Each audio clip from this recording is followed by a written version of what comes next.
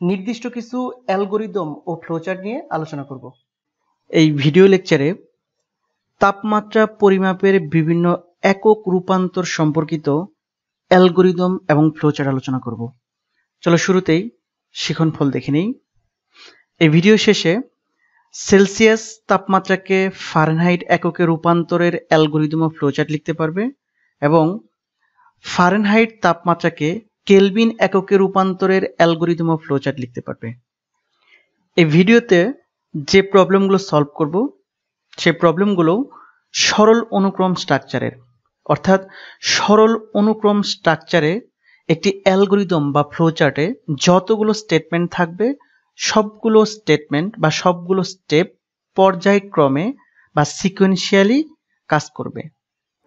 এবং তোমরা জানো অ্যালগরিদম ও ফ্লোচার্ট তৈরির ক্ষেত্রে একটি পরিকল্পনা অনুসরণ করতে হয়, অর্থাৎ শুরুতে প্রয়োজনীয় ইনপুট নিতে হয়, ইনপুট নিয়ে প্রসেস করতে হয় এবং প্রসেস শেষে প্রয়োজনীয় আউটপুট প্রদর্শন করতে হয়।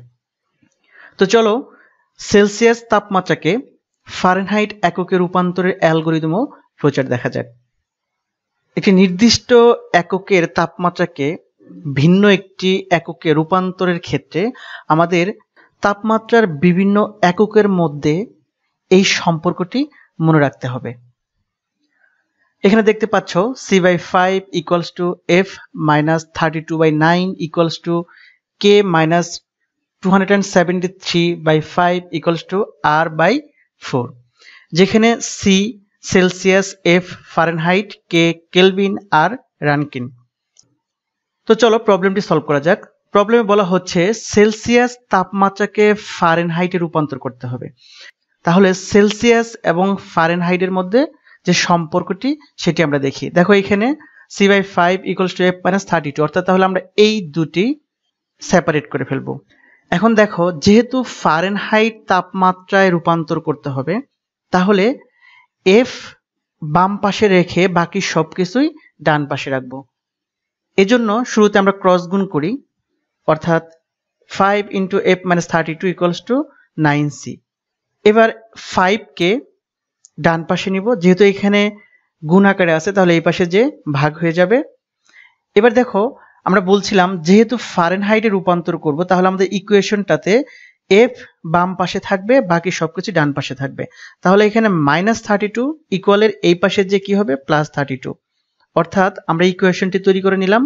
এই ইকুয়েশনের সাহায্যে খুব সহজেই সেলসিয়াস স্কেলে তাপমাত্রা ইনপুট নিয়ে ফারেনহাইটে রূপান্তর করতে পারবো।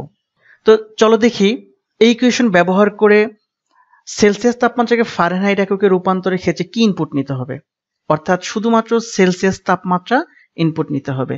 এবার প্রসেস কি করতে হবে, এই সূত্র ব্যবহার করে সেলসিয়াস তাপমাত্রাকে ফারেনহাইটে রূপান্তর করে এফ চলকের মধ্যে রাখবো এবং আউটপুট হিসেবে এফ চলকের মান প্রদর্শন করব। ওকে, চলো অ্যালগরিদম এবং ফ্লোচার্টটি দেখি। শুরুতেই অ্যালগরিদম দেখা যাক।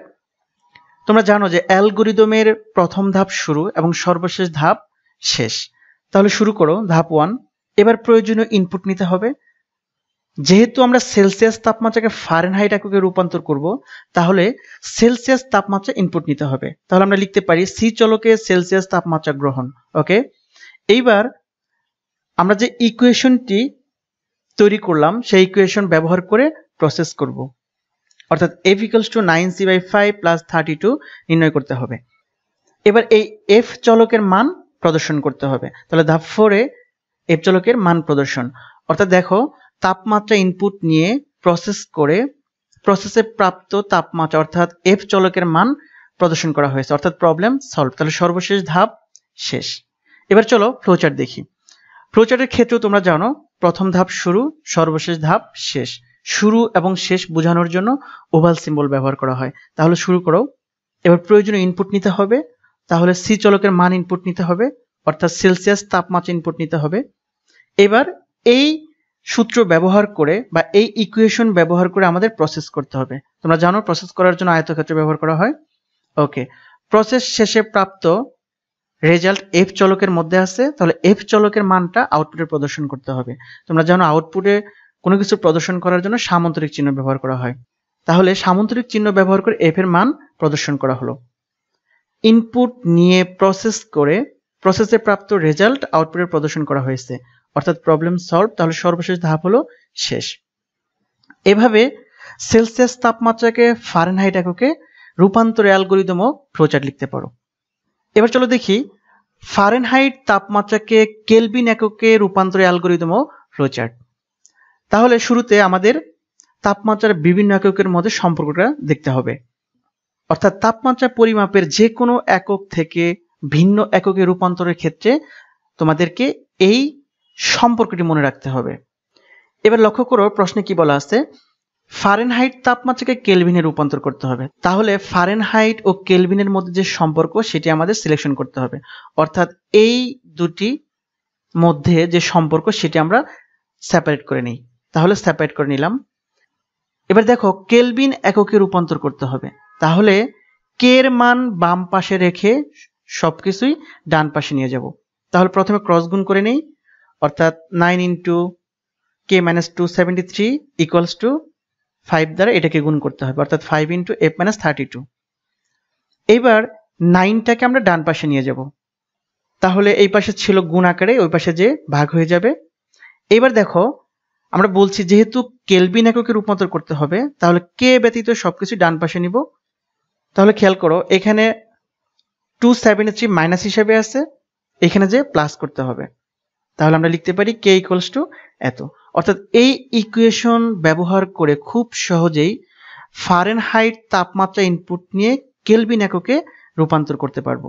তাহলে চলো দেখি কি ইনপুট নিতে হবে, অর্থাৎ ফারেনহাইট তাপমাত্রা ইনপুট নিতে হবে এবং ফারেনহাইট তাপমাত্রা ইনপুট নিয়ে ক্যালকুলেশন করে প্রাপ্ত তাপমাত্রা কে চলকের মধ্যে রাখতে হবে। এটি হলো প্রসেস এবং কে চলকের মান আউটপুটে প্রদর্শন করতে হবে।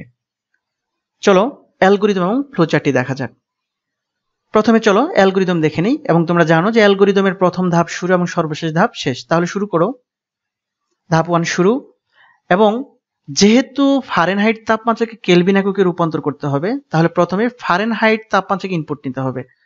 তাহলে ফারেনহাইট তাপমাত্রা অর্থাৎ এফ চলকে ফারেনহাইট তাপমাত্রা গ্রহণ করো। এবার প্রসেস করতে হবে। প্রসেস করার জন্য ইকুয়েশনটা অলরেডি আমরা তৈরি করেছি, ইকুয়েশন ব্যবহার করে তাহলে খুব সহজেই কে এর মান নির্ণয় করা যায়। এবার এই কে এর মান প্রদর্শন করতে হবে, অর্থাৎ ফারেনহাইট তাপমাত্রা ইনপুট নিয়ে প্রসেস করে প্রাপ্ত কেলভিন তাপমাত্রাকে প্রদর্শন করা হলো, অর্থাৎ আমাদের প্রবলেম সলভ। তাহলে সর্বশেষ ধাপ শেষ। এবার চলো ফ্লোচার্টটি দেখা যাক। ফ্লোচার্টের ক্ষেত্রেও তোমরা জানো প্রথম ধাপ শুরু, সর্বশেষ ধাপ শেষ। শুরু এবং শেষ বোঝানোর জন্য একই সিম্বল অর্থাৎ ওভাল সিম্বল ব্যবহার করতে হবে। তাহলে শুরু করো। এবার ইনপুট নিতে হবে, কার মান ইনপুট নিতে হবে, ফারেনহাইট তাপমাত্রা ইনপুট নিতে হবে। এবং ফ্লোচার্টে ইনপুট নেওয়ার জন্য তোমরা জানো সামান্তরিক ব্যবহার করতে হয়। তাহলে সামান্তরিক ব্যবহার করে এফ এর মান গ্রহণ করলাম।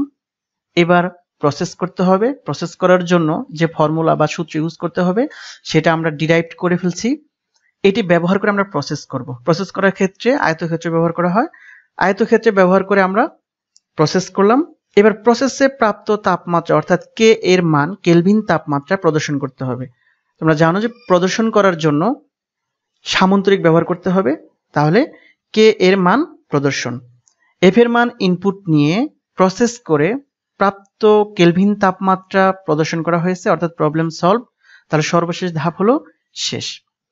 এভাবে তোমরা ফারেনহাইট তাপমাত্রাকে কেলভিন এককে রূপান্তরে অ্যালগরিদম ফ্লোচার্ট লিখতে পারো। তোমরা যদি তাপমাত্রা পরিমাপের বিভিন্ন এককের মধ্যে যে সম্পর্ক এটি যদি মনে রাখতে পারো, তাহলে যে কোনো তাপমাত্রা থেকে অপর যে কোনো তাপমাত্রায় খুব সহজে রূপান্তরে অ্যালগরিদম ফ্লোচার্ট লিখতে পারবে। এবার চলো একটি নমুনার প্রশ্ন দেখা যাক। চলো উদ্দীপক দেখি।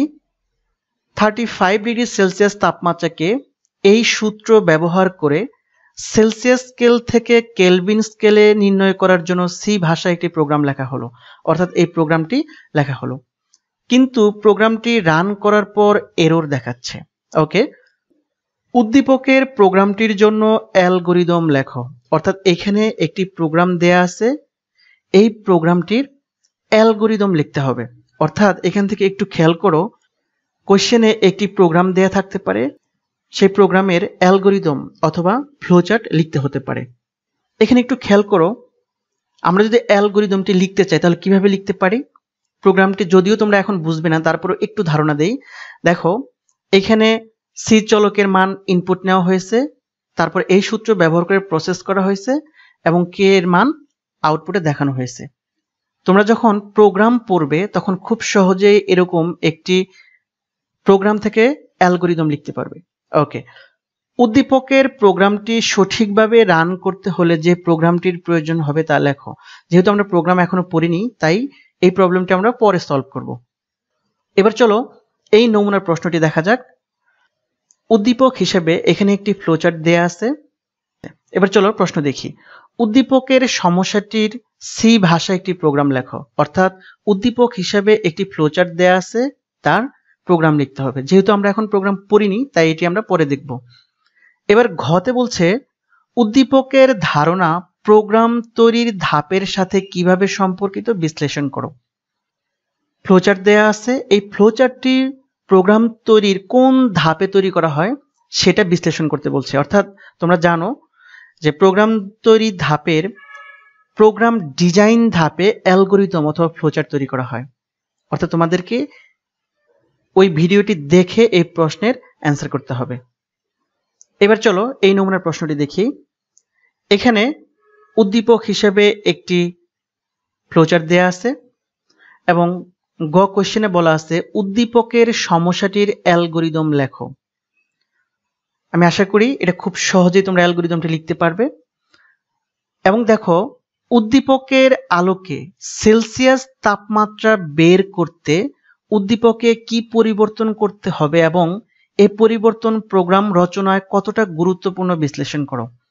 দেখো এখানে ফ্লোচার্টে দেয়া আছে, যেহেতু ইনপুট নেওয়া হচ্ছে সি এবং আউটপুটে দেখানো হচ্ছে এফ, দ্যাট মিনস সেলসিয়াস তাপমাত্রাকে ফারেনহাইটে রূপান্তর করা হচ্ছে। কিন্তু কোশ্চেনে বলছে সেলসিয়াস তাপমাত্রা বের করতে, অর্থাৎ ফারেনহাইট তাপমাত্রা ইনপুট নিয়ে সেলসিয়াস তাপমাত্রায় রূপান্তর করতে এই ফ্লোচার্টটির কি পরিবর্তন করতে হবে সেটি কোশ্চেনে বলা হচ্ছে।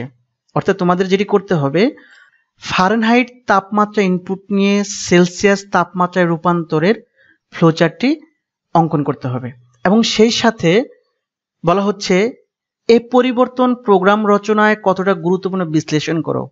অর্থাৎ প্রোগ্রাম রচনার ক্ষেত্রে ফ্লোচার্টের গুরুত্ব বিশ্লেষণ করতে হবে। ভিডিওটি দেখার জন্য অসংখ্য ধন্যবাদ। Happy reading.